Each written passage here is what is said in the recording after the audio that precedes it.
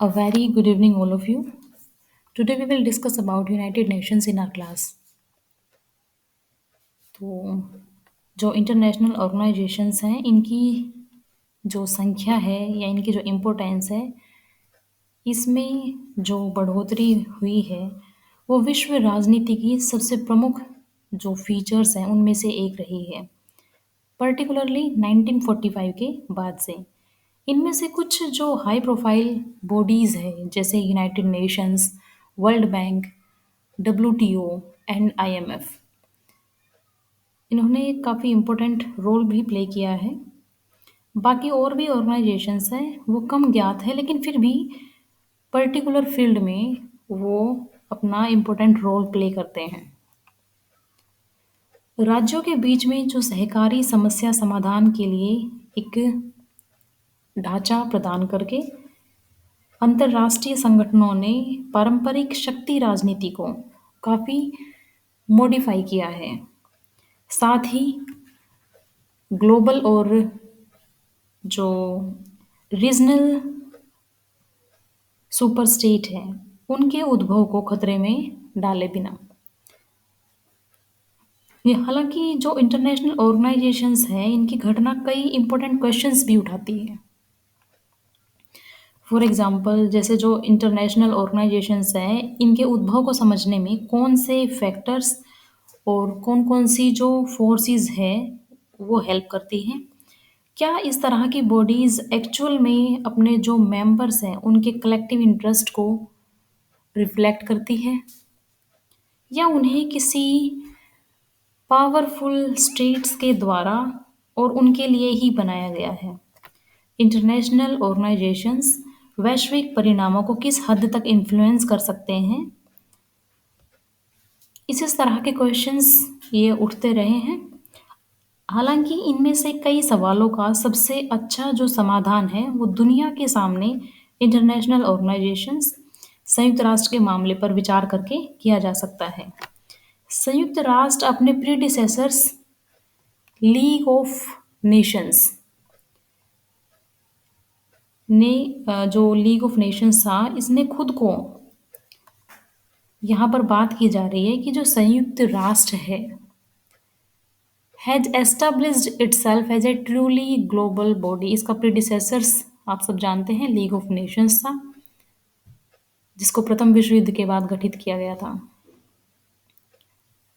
And is regarded by most as an indispensable part of the international political scene। यानी अधिकांश लोगों के द्वारा इसे एक इंटरनेशनल पॉलिटिकल सीन का एक इम्पोर्टेंट पार्ट माना जाता है। इसका जो कोर कंसर्न है वो इंटरनेशनल पीस और सिक्योरिटी को प्रमोट करना है, यानी अंतर्राष्ट्रीय शांति और सुरक्षा को बढ़ावा देने की इसकी जो मुख्य चिंता है वो समय के साथ साथ लगातार बढ़ते आर्थिक और सामाजिक एजेंडे के द्वारा इसकी सप्लीमेंट बन गई है। क्या संयुक्त राष्ट्र अपने संस्थापकों की अपेक्षाओं पर खरा उतरा है और क्या यह कभी ऐसा कर पाएगा? कौन से कारक संयुक्त राष्ट्र की प्रभावशीलता को निर्धारित करते हैं और इसे और अधिक प्रभावी कैसे बनाया जा सकता है? ये इसके कोर कंसर्न्स हैं। अब एक बार जो यूनाइटेड नेशन के फॉर्मेशन की जो हिस्ट्री है वो देख लेते हैं। 1899 में international piece conference sorry international piece conference को आयोजित किया गया था, जो संकटों को शांतिपूर्ण ढंग से निपटाने, युद्धों को रोकने और युद्ध के नियमों को कोडिफाई करने के लिए हेग में ये सम्मेलन, यानी जो ये अंतर्राष्ट्रीय शांति सम्मेलन है, ये आयोजित किया गया था। इसने जो पैसिफिक सेटलमेंट्स, इसने एक कन्वेंशन को अडॉप्ट किया था for the Pacific settlement of international disputes, यानी इसने अंतर्राष्ट्रीय विवादों के शांतिपूर्ण समाधान के लिए कन्वेंशन को अपनाया और जो इसका जो स्थायी मध्यस्थता न्यायालय है इसकी स्थापना की, जिसने 1902 में अपना काम करना शुरू किया। यह जो कोर्ट था यह संयुक्त राष्ट्र अंतर्राष्ट्रीय न्यायालय का फोर रनर था। और जो ये फोर रनर था यूनाइटेड नेशन का, was the league of nations, an organisation जिसको कंसीव किया गया था फर्स्ट वर्ल्ड वॉर के सरकमस्टांसेस के बाद में, यानी फर्स्ट वर्ल्ड वॉर के बाद यूनाइटेड नेशंस का जो प्रीडिसेसर था यानी लीग ऑफ नेशंस, इसको संयुक्त राष्ट्र का जो अग्रदूत है वो राष्ट्र संघ था, जो प्रथम विश्व युद्ध की परिस्थितियों में गठित एक संगठन था।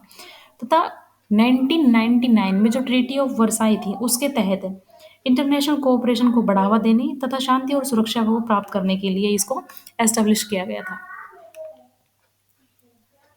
जो इंटरनेशनल लेबर ऑर्गेनाइजेशन है इसको क्रिएट किया गया था 1919 में under the treaty of Versailles as an affiliated agency of the league.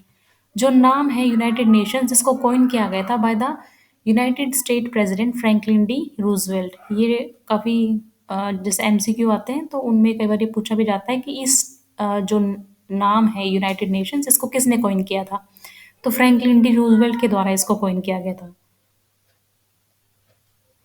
संयुक्त राष्ट्र के द्वारा घोषणा नामक एक दस्तावेज पर, यानी कि a document called the declaration bye United Nations, जिसको साइन किया गया था 1942 में बाय 26 नेशंस, जिन्होंने प्लेज किया था, जिसमें उनकी सरकारों जिसमें संयुक्त राष्ट्र के द्वारा घोषणा नामक एक दस्तावेज पर 26 देशों के द्वारा 1942 में साइन किए गए थे, जिसमें जो उनकी गवर्नमेंट थी उसने जो ये एक्सिस पावर्स थी यानी रोम, बर्लिन और टोक्यो, इनके खिलाफ एक साथ लड़ाई जारी रखने का वचन दिया और उन्हें अलग से शांति बनाने के खिलाफ बाध्य किया।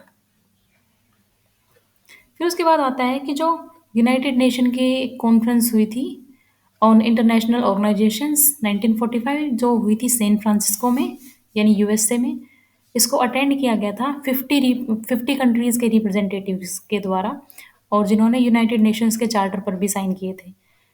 The UN charter of 1945 is the foundational treaty of the united nation as an intergovernmental organisation. यानी जो 1945 का जो संयुक्त राष्ट्र चार्टर है वो एक अंतर सरकारी संगठन के रूप में संयुक्त राष्ट्र की आधारभूत संधि है।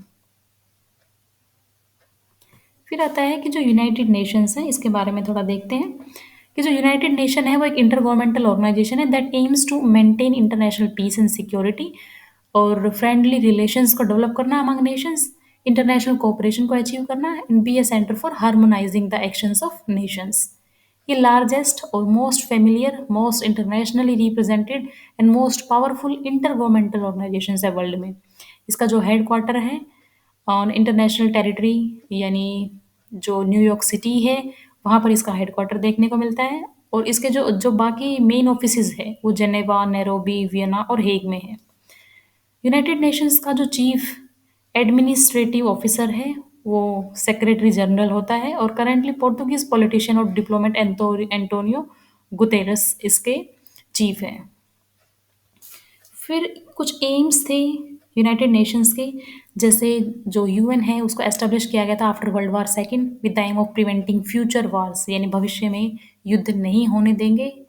इस एम को लेकर इसको गठित किया गया था, क्योंकि फर्स्ट वर्ल्ड वॉर और जो सेकेंड वर्ल्ड वॉर हो चुका था इसमें लोगों ने, दुनिया ने देखा था कि किस तरह से युद्ध ने इतनी भयंकर त्रासदी दुनिया में ला दी है, और वो चाहते थे कि इस तरह के युद्ध फिर ना हो, यानी तीसरे विश्व युद्ध को वो नहीं होने देना चाहते थे, यानी प्रिवेंटिंग फ्यूचर वॉर्स। और इस एम को ध्यान में रखते हुए जो यूनाइटेड नेशंस है उसको सेकेंड वर्ल्ड वॉर के बाद में एस्टेब्लिश किया गया था, जो अप्रभावी राष्ट्र संघ का स्थान ले रहा था।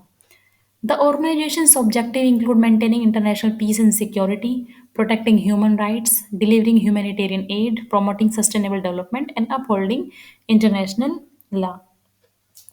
यानी जो इसके जो ऑब्जेक्टिव्स थे उसमें अंतर्राष्ट्रीय शांति सुरक्षा को बनाए रखना, मानवाधिकारों की रक्षा करना, मानवीय सहायता प्रदान करना, और जो सस्टेनेबल डेवलपमेंट है उसको बढ़ावा देना, और अंतर्राष्ट्रीय कानून को बनाए रखना इसमें शामिल था। इसके 6 प्रमुख अंग हैं, यानी 6 प्रिंसिपल ऑर्गन्स हैं। The general assembly, the security council, the economic and social council जिसे ECOSOC के नाम से भी जानते हैं, the trusteeship council, the international court of justice and the UN secretariat. फिर जो यूएन सिस्टम है वो इंक्लूड करता है multitude of specialised agency such as the world bank group, the world health organisation, the world food programme, UNESCO and UNICEF. उसके साथ में additionally जो नॉन गवर्नमेंटल ऑर्गेनाइजेशंस है may be granted consultative status with eco, SOC and other agencies जो participate in the यूएन्स work. फिर कुछ इसके principles हैं उनको हम देखेंगे कि जो यूनाइटेड नेशन है acts in accordance with the following principles, यानी संयुक्त राष्ट्र कुछ सिद्धांतों के अनुसार कार्य करता है और वो सिद्धांत इस तरीके से है कि जो इसका आर्टिकल 2 का क्लोज 1 है वो बात करता है कि all member states are sovereign and equal, यानी सभी सदस्य राज्य संप्रभु हैं और समान हैं। फिर उसके बाद आर्टिकल 2 क्लोज 2, इसमें सभी लोग चार्टर के तहत अपने जो दायित्व है उनको सद्भाव पूर्वक पूरा करने के लिए कमिटेड है। फिर उसके बाद आर्टिकल 2 का clause 3, all are pledge to settle their international disputes by peaceful means and without endangering international peace, security and justice, यानी सभी देश अपने अंतर्राष्ट्रीय विवादों को शांतिपूर्ण तरीके से तथा अंतर्राष्ट्रीय शांति, सुरक्षा और न्याय को खतरे में डाले बिना निपटाने के लिए कमिटेड है। फिर उसके बाद आर्टिकल 2 का क्लोज 4 आता है जिसमें कहा गया है कि उन्हें अपने अंतर्राष्ट्रीय संबंधों में किसी अन्य राज्य के विरुद्ध बल प्रयोग की धमकी देने या बल प्रयोग करने से बचना होगा। नेक्स्ट है they are to give the UN assistance in any action it takes in accordance with the charter. Next है organization shall ensure that states not members of UN shall act as far according to principles to maintain international peace, यानी इसमें कहा गया है अ, कि जो संगठन है ये ऑर्गेनाइजेशन है ये इंश्योर करेगा कि संयुक्त राष्ट्र के सदस्य न होने वाले राज्य अंतर्राष्ट्रीय शांति को बनाए रखने के लिए सिद्धांतों के अकॉर्डिंग कार्य करेंगे। और उसके बाद कहा गया है कि जो यूनाइटेड नेशन है किसी राज्य के ऐसे मामलों में इंटरफेयर नहीं करेगा जो जो कंपल्सरीली उसके घरेलू मामले हो, सिवाय इसके कि जब वह राज्य अंतर्राष्ट्रीय शांति को लागू करने के लिए कार्य कर रहा हो। तो ये इसके प्रिंसिपल हैं। उसके बाद ऑब्जेक्टिव ऑफ यूनाइटेड नेशंस थोड़ा हल्का सा हम डिस्कस कर चुके थे लेकिन फिर भी एक बार देख लेते हैं। जैसा कि इसकी प्रियम्बल में मेंशन किया गया है कि संयुक्त राष्ट्र की परिकल्पित भूमिका आने वाली पीढ़ियों को युद्ध के संकट से बचाना है, save the succeeding generations from the scourge of war. It also aims to promote the respect for human rights, recognition of equality of status of nations, big or small, social progress, and better standard of life in larger freedom. इसका उद्देश्य जो मानवाधिकारों के सम्मान, राष्ट्रों की स्थिति की समानता की मान्यता, चाहे वे बड़े हो या कोई छोटे राष्ट्र हो, सामाजिक प्रगति और व्यापक स्वतंत्रता में जीवन के जो बेटर स्टैंडर्ड्स हैं उनको बढ़ावा देना भी है। जो यूएन सिस्टम है उसके 3 पिलर्स हैं। पहला है प्रोटेक्शन ऑफ वर्ल्ड पीस, यानी विश्व शांति की सुरक्षा। दूसरा है प्रोटेक्शन ऑफ ह्यूमन राइट्स, यानी मानवाधिकारों की सुरक्षा। और तीसरा है प्रमोशन ऑफ डेवलपमेंट, विकास को बढ़ावा देना। Thank you so much for watching the video.